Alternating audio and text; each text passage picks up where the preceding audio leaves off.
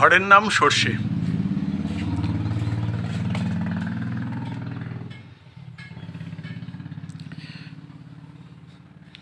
রং হওয়ার পরে অনেকটা এরকম লাগছে দেখতে।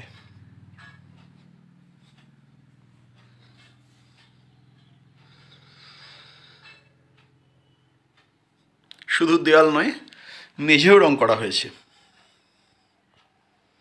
এটা একটা এক্সপেরিমেন্ট, দেখা যাক মেঝের রংটা কতদিন টেকে। সেই অনুযায়ী আবার 1 বছর কি 2 বছর পরে এটাকে চেঞ্জ করা হবে।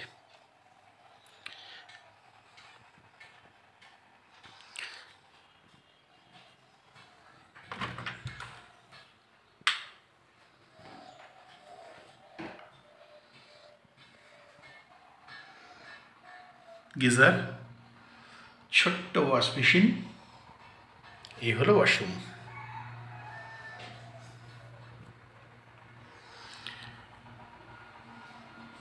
ঘর থেকে বেরিয়েই শুধুই সবুজ।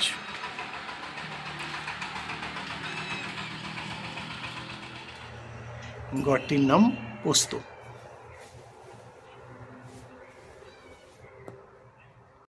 পোস্ত ঘরের ভিতরটা অনেকটা এরকম।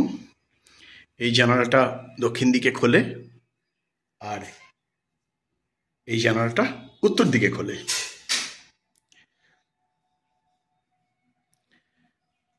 ঘরের সঙ্গে লাগোয়া ওয়াশরুম।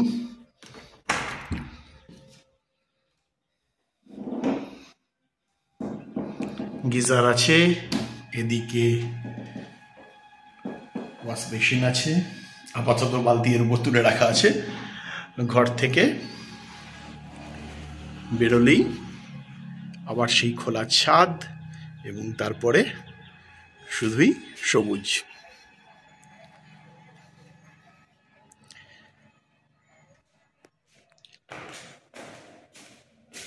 আজ 28শে অগস্ট 2024, শান্তিনিকেতনের দোতলায় দুটি ঘর আছে। একটি তো কারি পাতা আর অপরটি হলো তেজপাতা। আমরা এখন তেজপাতা ঘরটি কেমন সেটা দেখব। ছিমছাম, দুদিকে দুটো বড় বড় জানালা আছে, ছোট্ট একটা বসার জায়গা, কিং সাইজ বেড।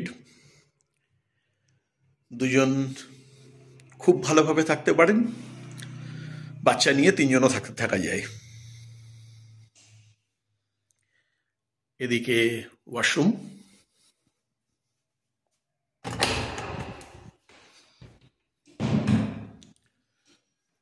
গিজার ইত্যাদি সবকিছুই আছে। এই হলো তেজপাতা। ঘরের নাম মন্ডা। মন্ডা এই অঞ্চলের একটি বিখ্যাত মিষ্টি।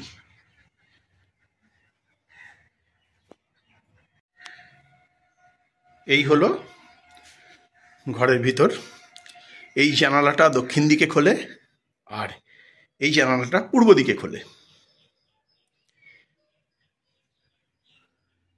ছিমছাম সাধারণ একটা ঘর।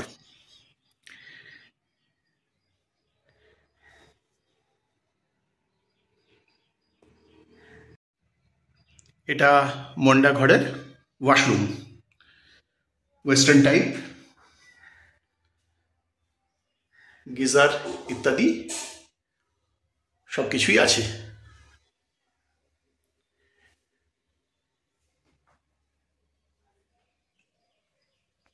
আর ঘর থেকে বেরিয়েই হচ্ছে এই বিশাল ওপেন টেরেস এবং তারপর শুধুই সবুজ আর সবুজ।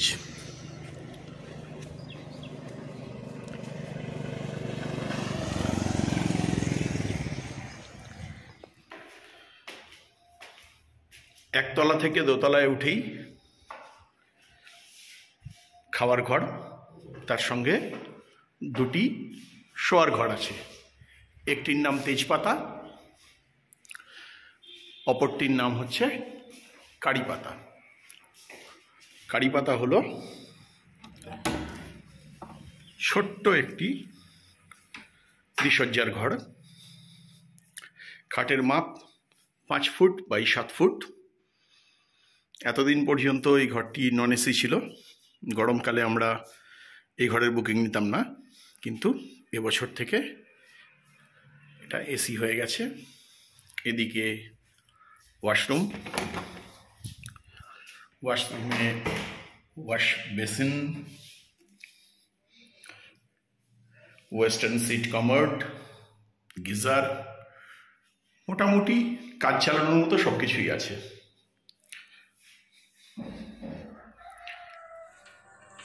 চিনেবাদাম থেকে বাদাম তেল তৈরি কিভাবে ঘরোয়া উপায় হয় তার একটা ছোট্ট ভিডিও আজকে বানানো যাক।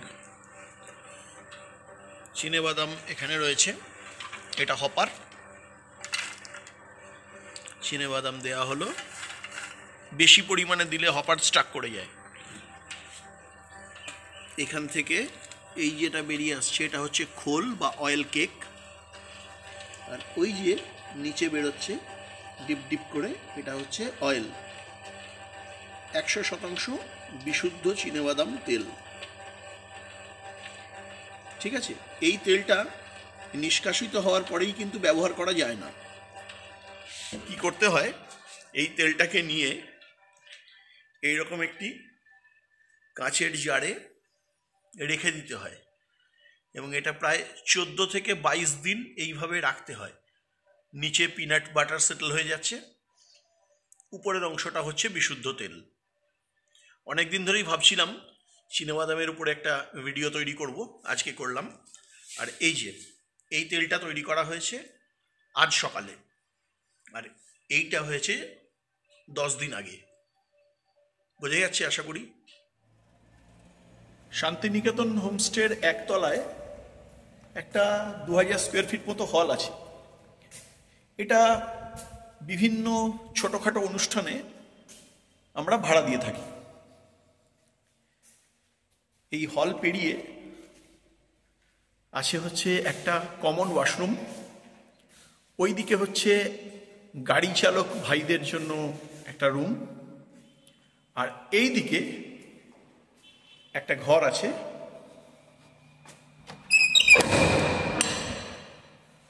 5 থেকে 6 জন খুব ভালোভাবে ঘরটায় থাকতে পারেন, কারণ এই যে কংক্রিটের বেড, এটার মাপ হচ্ছে প্রায় 13 ফুট লম্বা আর 7 ফুট চওড়া।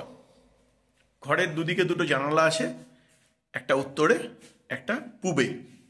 এছাড়াও আছে ওয়াশরুম, ওয়েস্টার্ন টাইপ,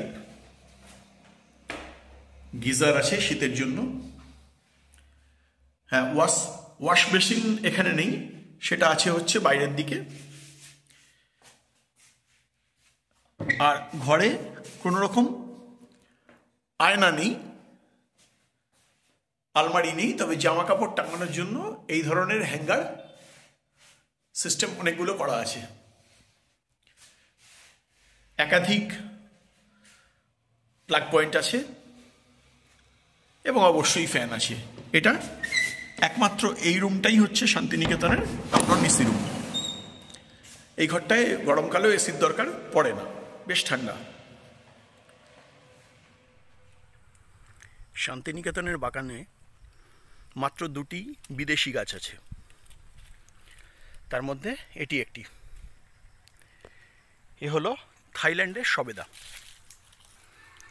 বলতে গেলে প্রায় সারা বছরই ফল দিয়ে থাকে, অত্যন্ত সুস্বাদু, মিষ্টি, খুব ভালো কোয়ালিটির ফল। মজার ব্যাপার হলো থাইল্যান্ডের সবেদা গাছকেও আমরা পার্মাকালচারের আন্ডারে নিয়ে এসেছি। কোনো রকম সার, জৈব বা রাসায়নিক কোনো সারই সেভাবে এই গাছে প্রয়োগ করা হয়নি কখনো। গাছের বয়স 4 বছর, মোটামুটি বছরে 150-র কাছাকাছি ফল দেয়। তার মধ্যে যে ফলগুলো আমরা খাই 100-র কাছাকাছি, আর বাকি 50টা করে ফল কমপক্ষে গাছে রেখে দেওয়া হয় পাখিদের জন্য, পোকাদের জন্য। এই গাছের যে মূল সার সেটা হলো এই ছোট্ট আমাদের যে ডোবা আছে, এই ডোবায় দেশি প্রজাতির 1000-3 ছোট ছোট মাছ আছে। এই মাছেরা যেহেতু জলের মধ্যেই পটি করে, এই জলে প্রচুর পরিমাণে নাইট্রোজেন সহ অন্যান্য সার রয়েছে। তো এই জলকে পাম্প করে তোলা হয়, তুলে পুরো বাগানে স্প্রে করা হয়। এছাড়া আলাদা করে এই গাছটাকে কখনো কোনো সার দেওয়া হয়নি। বাকি গাছগুলোকে পাতা পচা বা ডিমের খোলা, ব্যবহৃত চা পাতা গুঁড়ো করে এগুলো মাঝে মাঝে দেওয়া হয়, তাও সেটা বছরে 2 বার খুব বেশি হলে। বাকি সবটাই পার্মাকালচারের অন্তর্গত। আজ 30শে অগাস্ট 2020, এখন সকাল 8:30। শান্তিনিকেতন হোমস্টের বাগান থেকে, জঙ্গল থেকে আমি সম্রাট ব্যানার্জি। ভালো থাকবেন, নমস্কার। পার্মাকালচার অনেকের কাছেই শব্দটা নতুন, কিন্তু বিষয়টা বহু প্রাচীন। পৃথিবীতে মানুষ আসার বহু আগে থেকে পার্মাকালচার চলছে। পার্মানেন্ট কালচার বা মাদার নেচার চিরন্তনভাবে যেভাবে প্রকৃতিকে বা পৃথিবীকে মেনটেন করে এসছেন, সেটাকেই সংক্ষেপে বলা হয় পার্মাকালচার। এতে বাইরে থেকে গাছ, মাটি এদের জন্য আলাদা করে কোনো রকম সার ইত্যাদি প্রয়োগ করতে হয় না। রাসায়নিক সার তো একেবারেই নয়। যেমন খুব সহজে ছোট্ট করে বোঝানোর চেষ্টা করছি, বছরের বিভিন্ন সময়ে বিভিন্ন গাছ পাতা খসিয়ে থাকে। এই পাতা বাগানকে সুন্দর করার জন্য অনেকেই তুলে ফেলেন, ঝাড় দিয়ে দেন, পুড়িয়ে ফেলেন। এটা করা ঠিক না। এই পাতা মাটির উপর থাকলে কি হয়, যেমন কড়া রোদ থেকে মাটিকে বাঁচায়, ময়েশ্চারাইজ করে রাখে, ঠিক সেরকমই প্রবল শীতেও মাটিকে উষ্ণ করে রাখে। তাছাড়াও এই পাতা যখন বৃষ্টির জলের সংস্পর্শে এসে পচে যায়, তখন বিভিন্ন ধরনের জৈব সার মাটির মধ্যে পাঠিয়ে দেয়। ঠিক সেরকমভাবেই যখন এই পাতা কোনো জলাশয়ের উপর পড়ে, তখন সেই পাতার উপরে কয়েক ঘন্টার মধ্যে একটা অণুজীবের জন্ম হয়, তাকে বলে পেরিফাইটন। যেমন আমরা সকলেই জানি, জলের মধ্যে 2 ধরনের প্লাঙ্কটন থাকে, ফাইটোপ্লাঙ্কটন বা উদ্ভিদকণা এবং জুপ্লাঙ্কটন বা প্রাণীকণা। এছাড়াও বিভিন্ন রকমের অণুজীব থাকে, তার মধ্যে একটা হচ্ছে পেরিফাইটন। এই পেরিফাইটন হচ্ছে মাছেদের একটা প্রিয় খাদ্য এবং একটা অন্যতম বড় প্রোটিন সোর্স। ভিডিও অনেক লম্বা হয়ে যাবে, তাই আজকে ছোট্ট করে একটা জিনিস বলে রাখি। পার্মাকালচার প্র্যাকটিস করা খুব সহজ, আবার অত্যন্ত কঠিন। খুব সহজ এই কারণে যে আপনাকে বিশেষ কোনো যত্ন এক্ষেত্রে করতে হয় না। বাগান বা আমরা বলি জঙ্গল, আমরা বাগান করি না, জঙ্গল করায় বিশ্বাসী। আর কঠিন এই কারণে যে বিভিন্ন রকম আপনার শখের ফল গাছে অনেক সময় পোকা লাগবে, পোকাটা সেই ফল খেয়ে ফেলে দেবে, এগুলো দেখতে আপনার খারাপ লাগবে। তখন হয়তো আপনি কেমিক্যাল কোনো পেস্টিসাইড ব্যবহার করে ফেলবেন। এখানে একটা বিঘ্ন। কোনোভাবেই পার্মাকালচারে পেস্টিসাইড শব্দটার কোনো জায়গা নেই। কীট নাশ করার অধিকার আমার আপনার নেই, কারণ মাদার নেচার যেমন আপনাকে আমাকে সৃষ্টি করেছে, সেরকম কীটপতঙ্গও সৃষ্টি করেছে। আপনি বড়জোর যেটা করতে পারেন, পোকাদের রোধ করতে পারেন বা কীট রোধক ব্যবহার করতে পারেন। কিভাবে, সেটা অন্য কোনো ভিডিওতে বলা যাবে। আজকের মতো এই পর্যন্তই। আজ 30শে অগাস্ট 2020, এখন সকাল 8টা। সিঙ্গি গ্রামের শান্তিনিকেতন হোমস্টে থেকে আমি সম্রাট ব্যানার্জি। নমস্কার। শান্তিনিকেতনের বাগানে এবছর আমরা একটা অন্য ধরনের এক্সপেরিমেন্ট করেছি। সেটা হলো, এবছর আমরা শীতের সবজি যেমন ফুলকপি, টমেটো, পালং শাক, মূলো, গাজর ইত্যাদি যা যা এখানে বসানো হয়েছে, সেগুলোর কোনোটাতেই জৈব সার প্রয়োগ করিনি।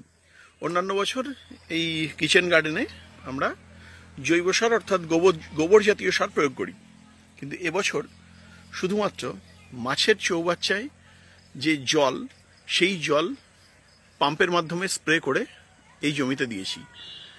এখন আমরা যেহেতু সর্ষে, বাদাম এবং তিল এগুলো বাড়িতেই নিষ্কাশন করে তেল বানাই এবং সেই তেল আমাদের রান্নাঘরে ব্যবহৃত হয়, সেই তেলের সঙ্গে যে খোলটা আসে সেই খোল আমরা মাছেদের খাওয়াই। আর মাছেরা যেহেতু মাছেদের কোনো অ্যাটাচড বাথ হয় না, মানে পুরোটাই এই চৌবাচ্চাটাই ওদের বাথরুম, তো ওদের শরীর থেকে নিষ্কাশিত যে বর্জ্য সেটা জলের সাথে মিশে গিয়ে জলকে দূষিত করে। সেইটা থেকে বাঁচার জন্য আমরা মাঝে মাঝেই জল পাল্টে দিই চৌবাচ্চার, অন্তত 25% পর্যন্ত। তো সেই জলটা আমরা পুরোপুরি আমাদের বাগানে স্প্রে করি এবং এই জলে যেহেতু প্রচুর পরিমাণে নাইট্রোজেন মিশে থাকে, সেটা ভীষণ ভালোভাবে এই ধরনের সবজির বা গাছের খাদ্য হিসেবে ব্যবহার করা হয়, যার জন্য এবছর আমাদের কোনো ধরনের সার ব্যবহার করতে হয়নি, অথচ শীতের সবজি বেশ ভালো পরিমাণে হয়েছে। সে তো লঙ্কার চেহারা দেখি আশা করছি বোঝা যাচ্ছে, বেশ সুন্দর দেখতে এবং ঝালও মারাত্মক। শান্তিনিকেতনের একদম উপরের অর্থাৎ 3 তলার ছাদ থেকে বাগানের দিকে তাকালে এখন আর পুরো বাউন্ডারি দেখা যায় না, কারণ 2012 অগাস্ট থেকে প্রায় 13 বছর ধরে যে পরিমাণ গাছ আমরা বসিয়েছি এখানে, তাতে আর কিছু না হোক আমি এবং শান্তিনিকেতন পরিবারের বাকি সদস্যরা সারা জীবনে যে পরিমাণ কার্বন এমিশন আমরা রিলিজ করেছি সেটার ভরপাই হয়তো হয়ে গেছে। হয়তো বললাম, তার কারণ আমি সত্যিই জানি না এটা হয়েছে কিনা, মজা করেই বলা। তবে গাছগুলো দেখতে ভালো লাগে। এবার এই ছোট্ট পুকুরটাকে একটু সংস্কার করা হবে, আশপাশের জমির ধান কাটা হয়ে গেলে তারপর আমরা পুকুরটা পরিষ্কার করব, কারণ এখনো পর্যন্ত জমিতে ধান রয়েছে। না কাটা হলে যখন পুকুরের জল পাম্প করে বাইরে ছাড়া হবে, তখন সেক্ষেত্রে ধানের জমিতে জল জমতে পারে এবং ক্ষতি হতে পারে। আর চাষিদের ক্ষতি করা কোনোভাবেই আমাদের উদ্দেশ্যও নয়, এবং সবথেকে বড় কথা, চাষিদের ক্ষতি হলে পুরো দেশ, পুরো সমাজের ক্ষতি হবে। খুব একটা উপরের ছাদে ওঠা হয় না, অনেকদিন পর উঠলাম আজ, কারণ কাল ট্যাঙ্ক পরিষ্কার করা হবে। বছরে 2 বার করে আমাদের এই ট্যাঙ্ক পরিষ্কার করা হয়।